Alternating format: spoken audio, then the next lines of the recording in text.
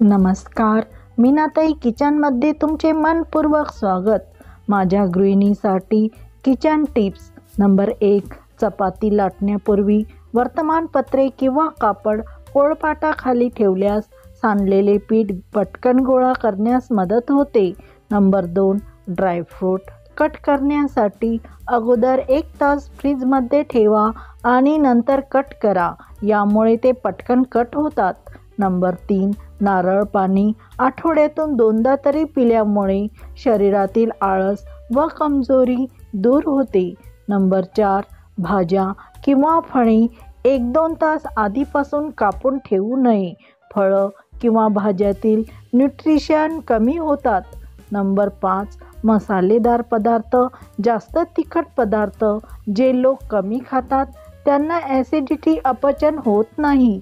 Number 6। पुऱ्या crispy होण्यासाठी 4 वाटी पिठाला 1 वाटी रवा आणि 4 चमचे कडकडीत तेल घालावे, हे केल्यास पुऱ्या टम्म फुगतात। नंबर 7। तुम्हाला जर रवाळ तूप हवे असेल तर थोडे मीठ टाकून गरम असतानाच तूप डब्यामध्ये भरून ठेवावे।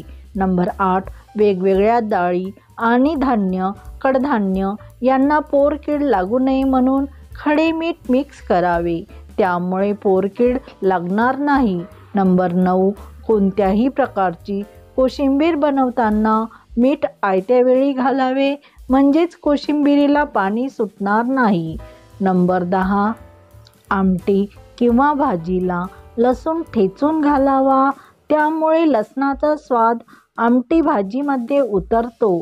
तर वरील टिप्स उपयोगी वाटल्यास कमेंट करून व्हिडिओला लाईक शेअर करा आणि चॅनलवरती नवीन असल्यास आपल्या मीनाताई किचन या चॅनलला सबस्क्राईब करा।